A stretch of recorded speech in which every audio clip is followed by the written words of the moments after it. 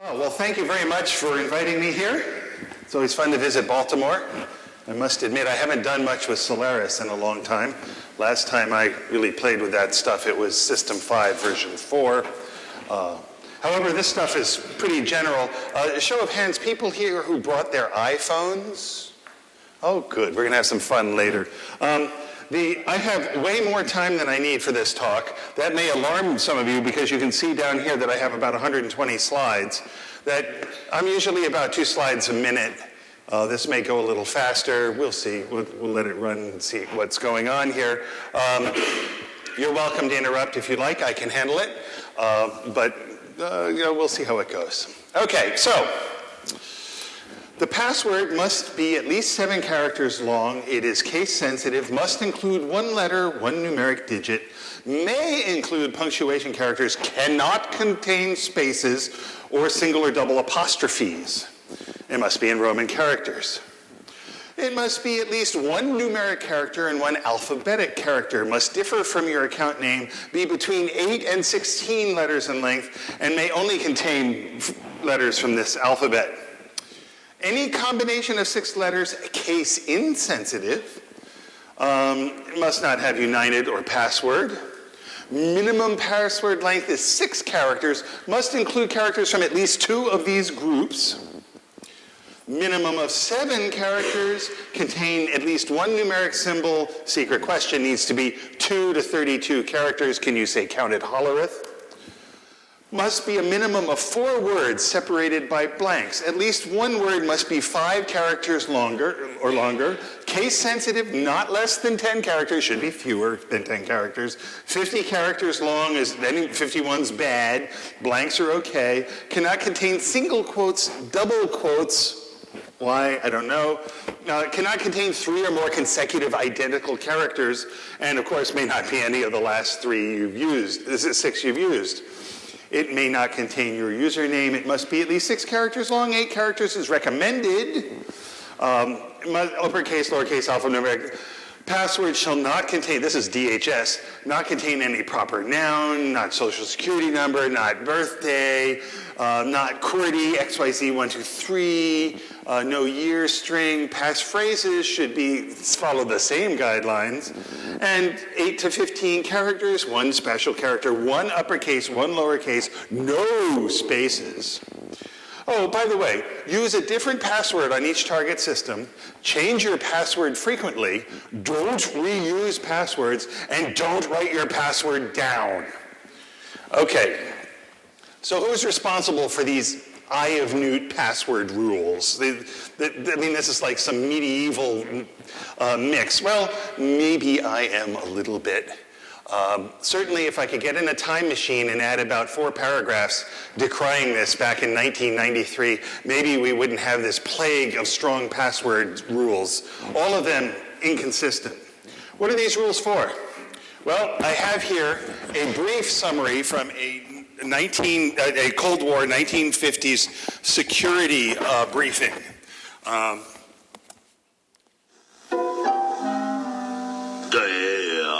Open sarsaparilla, open Saskatchewan, open septuagenarian, open saddle soap, open sesame. I want to have my system go dun dun dun dun dun dun when I get the password right. That's a dictionary attack. How many times can I try to guess your password is the name of the game? And there are several versions of this. Over history, the first version was a lot of guesses. Then there were jillions, which is more. Then there were zillions of guesses. And another answer is 3. And 3 and the correct answer changes. And we're going to go through each of these. A lot of guesses goes back to the 1970s. Unix passwords were hashed with assault. This was about the right number. It made computing the pre-made computation of passwords, it doesn't matter. And it was mostly for time sharing. And the idea of the original Unix password file was that you could see the hashed result, you'd have to guess. And of course, we started having attacks, and Moore's Law has been running all through this. So after 10 years, there were jillions of guesses when you got your hands on one of these password files. Network services did it, and these slides are mostly notes for me. I don't remember what something what you type. I don't remember what I had in mind there. So maybe as I get older, my mind will degrade and the slides will be the skeleton of what I was doing. Today, you can do zillions of guesses on passwords if you're in that game. Clouds, botnets, screensavers are all used to guess passwords. If brute force doesn't work, use more. Just wait a year, you get maybe twice as much.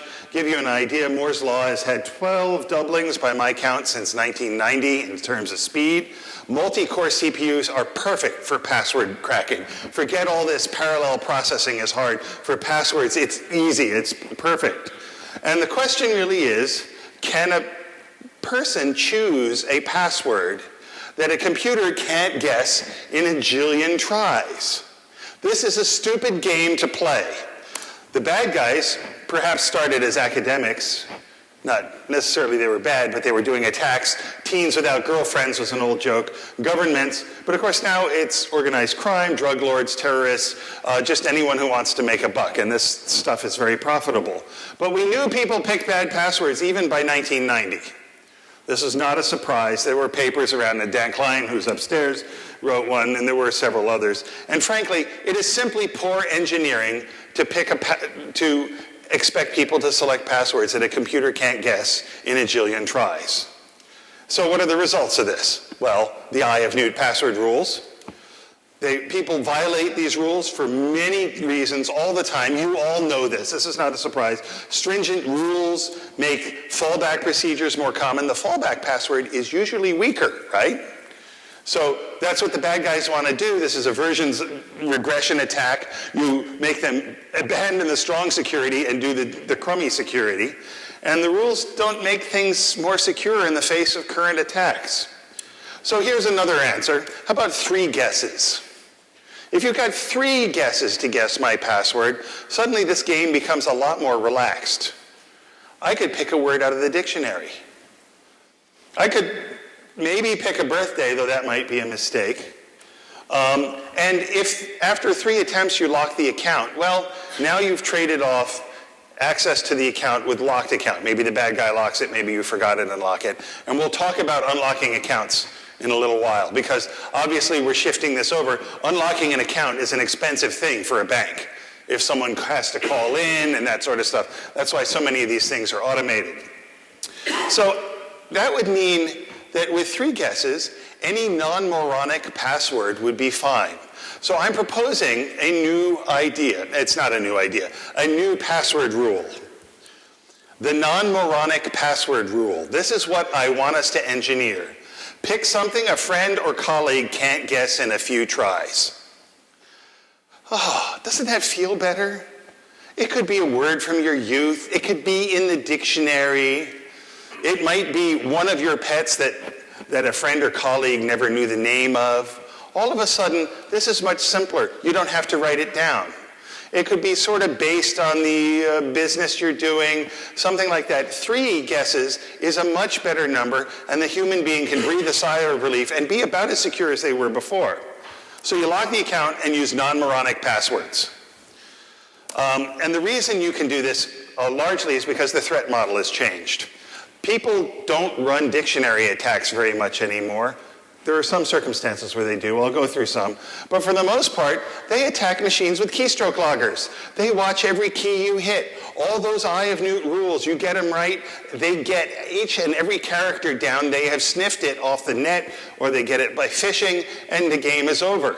Now, if you're going to play that game, you might as well use a simple password, because they've already won, and at least you're spending less time with these magical characters you're trying to type in. And of course, there are new attacks. If I watch or listen to you type, I can figure out what you're typing. There are a number of papers that are coming out along these lines. Matt Blaze and his team at Penn are doing stuff like this, where you can actually tell the click of one key is different sounding than the click of another key.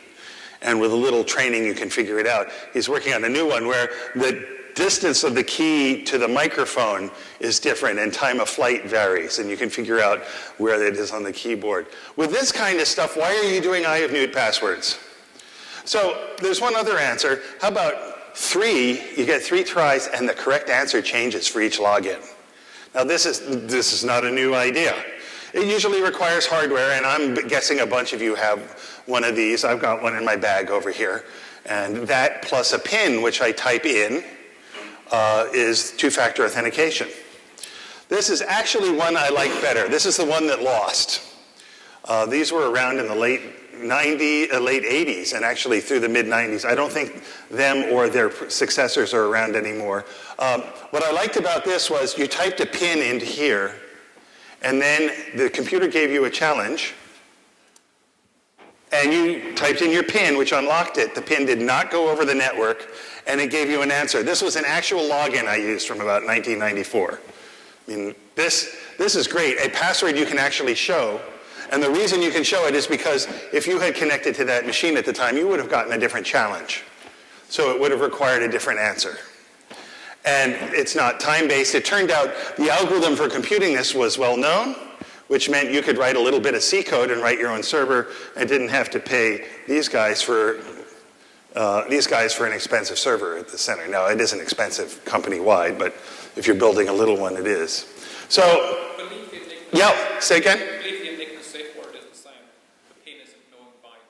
Yes. There are some other, does anyone know of a product like that available now? Can you repeat the question? Okay, yeah, oh, very good. I'm supposed to know this stuff, being a speaker and all that. He said he believes the Enigma also has this PIN feature. This is a product, as I recall. It looks like that turned on its side. Okay, it may... Yeah, same idea. You type it in. We have one over here held up by this fellow. It's a wonderful idea. I mean, the reason it's a wonderful idea is the PIN does not go over the wire to the mothership. The PIN is not resident in a database at the server end. In fact, for this guy, the guy who issues these things doesn't even know the PIN. They give it to you, they load the key in there, give it to you, you enter your PIN twice, and now you know the way to unlock this thing. Now, the difference between security of these two devices is minuscule compared to how much better they are than passwords. And they're surprisingly cheap. So why aren't they ubiquitous? I mean, we have a few. How many people are carrying one of these roughly right now? That's about half the crowd. And it's a great idea. On the other hand, if you don't have it, you can't log in. So they hate carrying the device. There was huge response. Yes, comment. I don't mind carrying one, but... Yeah, you don't mind carrying one, but you need a pile of car keys to get into everything, yes. Last count, I had about 90 accounts. 90 accounts. How many actual high-security dongles do you have? Well... I mean, 4 or 5 probably. But, bank accounts. yeah, it's a pain in the neck. Single sign-on would be very nice. I think there's a business opportunity here. You pick a company that everyone trusts. AT&T? I don't know, somebody, and they provide the service to various banks and stuff. It might be Visa that could do it so that you could tell many of your 90 people, ask Visa who I am. You run through the Visa authentication, and they say it's okay. These ideas I give up here, by the way, require work. Don't run out and implement them without thinking about the details of them. That's right. The Liberty Alliance does this, and there are things like OpenID and OpenAuth that are trying to do stuff along these lines. And I'm hopeful that this stuff will have traction. I think we have the crypto to make this work. So, further password criteria. Text only seems to be about the best for me. There are others, and I'm going to show you a bunch of half-baked ideas with pictures and so on in a moment. But the web isn't the only place we need these solutions, and maybe iPhone-type interfaces will work pretty well. There are lots of questions. Are they memorable? Are passwords memorable? How often do you change them? It really bothers me. My medical password, I basically need once a year in October to sign up for the next year's medical plan. Well, I don't remember the password from a year ago when last I used it. And of course, after 12 months, it's way expired and I've got to recreate it anyway, so I go look at my list. There's hardware needing, there are training steps. Does the user select the password? Is it single use? Is it changeable? Is it easy to write down? There are passwords that are designed to be hard to write down or describe to someone else. For example, a face. Oh yeah, it's the girl with a funny shaped ear. Her picture is it's hard to do. Authentication speed is very important. So there are a bunch of ideas out there. There are things like pass points. Click on a particular part of the picture. And if you click on the right part, that means you are you. Of course, there have been studies that show that people pick the same sorts of spots. And it isn't text, but that's an idea. Here's one from the late 90s, around 2000, pass faces. Now, I have a hole in my brain where people remember names, but I do sort of remember faces pretty well. And the idea here was that you have 5 screens, each with 9 faces, the same 9 faces,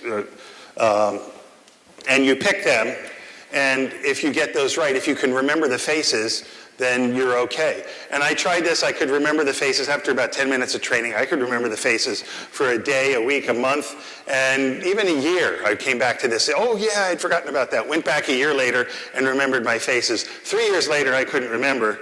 And, of course, it is possible to write down your password because you've got a cell phone.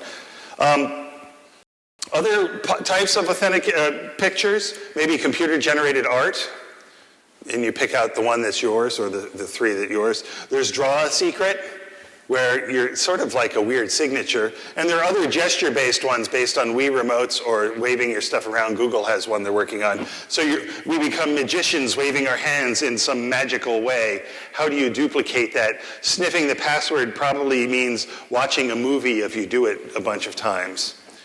Here's another one. You know the password because you've got these clear pictures, but you're presented with the fuzzy pictures when you need to log in. So you look, and presumably humans can remember it's a dog, and that center one is the middle of a fuzzy dog. And that's how I remember how it works. So there's some interesting ideas like that. So I thought today I'd present a few wacko ideas of my own, since I've been thinking about it.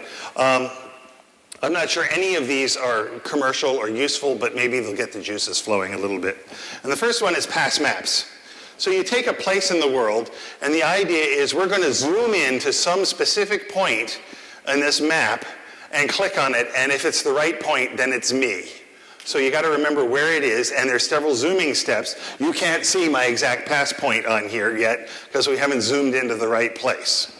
And I just picked New York State. It should be a place you don't know very well, I think. Probably not where you vacationed as a kid, because someone might be able to guess that, or where grandma lives. But so here was how I chose a password. I said, oh, okay, New York State. Well, we'll go to the Adirondack Mountains. That's a pretty cool place. And we'll switch to satellite view, see what's interesting here. There are lots of features here. I'm going to zoom in a little bit more. And, oh, well, ooh, look, in the upper left-hand corner, there's sort of an interesting lake up there. Let's go take a look at that lake. To me, this looks sort of like an upside-down poodle with the legs here and the tail way up there and a green laser that's dying. And here's the voice box for this yappy little dog. So I'm going to zoom in on that, and clicking on that island is my pass point. Okay? So what's wrong with it? Question, can I remember that over the weeks and the months, zooming in? I don't know. Nobody's done a usability study. There are lots of bits going by here. I'm consulting Google in this particular case, so there's a stream of network access that if you sniff, you could tell what was going on. It might be hard to shoulder surf. Whoa, he zoomed in on Siberia and went down to this thing, and if you click pretty quickly, someone looking over his shoulder without a video camera might have a hard time reproducing it, where they might remember the keys you typed. Is it memorable? Is it nice for a touchscreen? Maybe. So let's take a variation on this. How about pass graphs? We'll cut Google out of this and use the Mandelbrot set. This may be the first practical use of the Mandelbrot set you have ever seen. We're going to zoom into some part of this set, and that's going to be my pass point. So for this, I sort of remembered northeast, southwest. So we're going to go to the north end of it and go up here and east. Well, this is sort of the eastern part down here. So we'll go to there, and then we'll go to the southern part of that. That's down here. And west is in here someplace. And we're zooming in. Let's zoom in a little bit more. Okay, this point at the end, that's my pass point. Okay, could I remember that? I don't know. I've given this talk a number of times. I remember exactly where it is. I don't know if this is practical. I don't know if Joe Sixpack can do this, but it's sort of an interesting idea. Okay, so we'll get a little more wacko, especially appropriate because the World Series is going on. So ideally, we want a one-time password. Give me a challenge, I give you a response. Different password every time. Someone looking over your shoulder who can't reproduce the computation, can't take over the session, can't reproduce it. However, I'd like to not carry these things around. Is there a way to do this? I'm in research. This is blue sky stuff. We'll give it a try. One-time passwords are good. The equipment's expensive. So the problem is that they solve a lot. Okay, I just said that. You know, I read it there, but I didn't show it to you. I've got to make sure I've got this right. So let's take a look at related work in human-computed responses.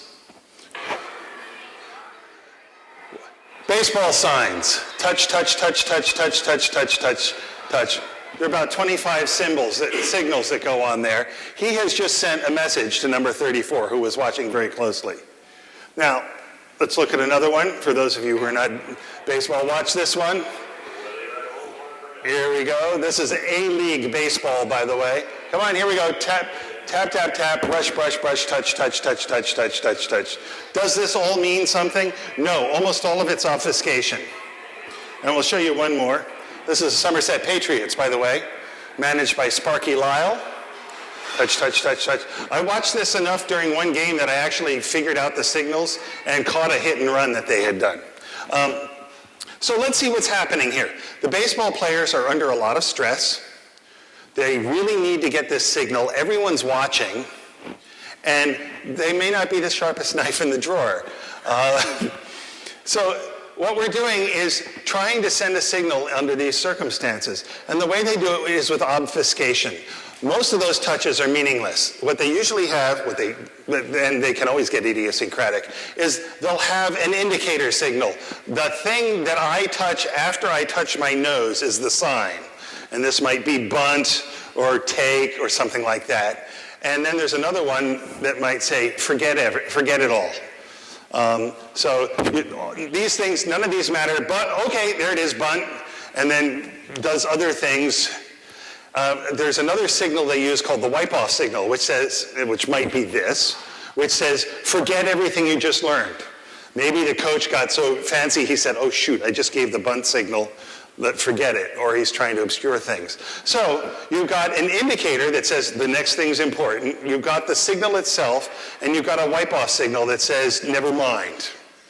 And you might do this, and you have to change this maybe every inning. There are other people watching this. Baseball games have been won and lost based on signs, stealing, and so on. So I was thinking, humans can't compute well, and this happens once every time I give this talk.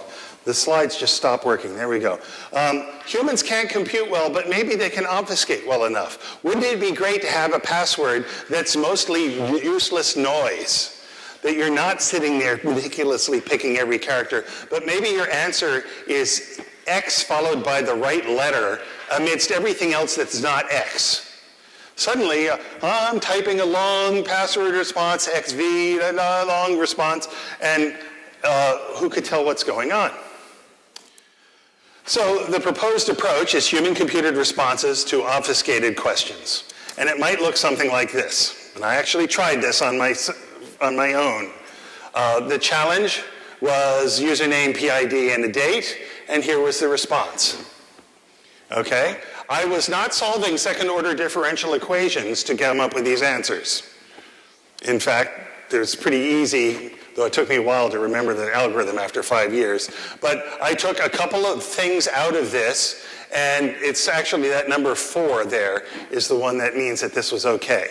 So you got to make sure the answer is mixed up enough that a random answer won't work, but that you can tell what's there. Now, you can also see that even though it's fun to type in a long password, towards the end, I got sort of bored with it. I mean, that 4 was a correct answer. I really need to have this say, if you don't give me at least 10 characters, the answer is no, you didn't log in correctly. No lazy responses. So the literature for this kind of pass authentication goes back to 1967.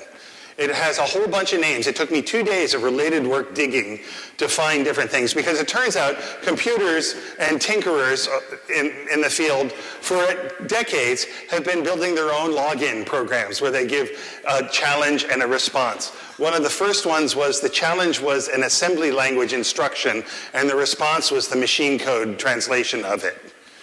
Okay, 1966, it's the sort of thing that a geek might do. And I'm not sure there were many threats at the time, but there have been a lot of these things, and a lot of sort of attempts at it on two different kinds. Possible uses: emergency logins. You've lost your dongle. Maybe you get to do this once or twice. Use from insecure terminals. Okay, I'm in Denver Airport and I really want to check my email, and I don't want to type in anything that's important. It'd be really great if we could make this work every morning. Once in the morning you come to work, you do this once and you're logged in for the day. And of course, if we could do this for banking, and you know, this is a long shot. If you could do this for banking, you could save the banks a lot of money. Problem, can Joe Sixpack do this? Maybe not. On the other hand, because math is hard, on the other hand, it's procedural versus informational knowledge, and there are people who can be good at this sort of thing. There are two kinds of pass authentication solutions. The sort of ad hoc one, that's where you just sit down and sort of figure out something, like the guy who did the assembly language. And then there's information theoretic. You actually figure out how many bits there are and you set up tables and do it. And there have been several approaches to doing that. I have found the ad hoc solutions are familiar to the designer, but they might be really easy to crack. There's the Dave Wagner test. If he can crack it in 15 minutes, you've lost. The information theoretic are actually provably strong. They have tables and you go through and you pick stuff out, but they didn't seem usable to me. So, how are we doing? Well, okay. So current threats and some revised advice. This is about passwords in general and some security advice that I'd like to see some changes. I started this talk, I made this talk a couple years ago. Information Week named me it put me in the list of top 100 most influential IT people in the world. I was number 98. Whew, just made it. Ben Bernanke was 100. He never answers my calls. I'm all set. I think the interest rate should go up a little bit, but you know, he doesn't pay any attention. Anyway, I thought, well, gosh, like a starlet trying to save the manatees, maybe I can spread the word that these strong passwords, this plague of strong passwords is as unnecessary as it seems to be, and maybe we can start pushing, and in another 10 years, things will be better. So here are some current threats and revised advice. And of course, the disclaimer is that you have to think about what's really going on. These are not absolute prescriptions either. You need to know what you're doing. And we did say that in the book in '94. Every security person I've met has a little bit different take on these rules, by the way. So it's okay to disagree, and I'd be happy to discuss threat models and stuff. But it's appropriate to rethink and re-engineer it. Threats to casual targets. Most people are casual targets. When grandpa uses a computer, they're not trying to get state secrets out of him. They just want his credit card number or to sell him something. These guys are captured by phishing, keystroke logging, not dictionary attacks. Most online systems limit password guessing. That's the odd thing. These strong passwords often come with authentication systems that only let you try 3 times. So it's really bogus. And most attacks are wholesale, not targeted. There still are dictionary attacks if you get hold of the shadow file. If you're a drug dealer and they take your PC away, they're going to attack your PGP keyring with dictionary attacks. SSH password logins still happen. I had an example one. And there are times when you can run this, but they're pretty rare. Mother's maiden name is a bad idea. I have a friend who built a script that goes out to Ancestor.com and other places, and you give it a name, and it has about a 70% success rate of giving you the mother's maiden name for that person. This is a bad idea. A hint about the primary password would be better. I'd like my hint to be, it's my usual strong password, but spaces are not allowed. Okay, that doesn't leak much to the bad guys. And I know now exactly what to type.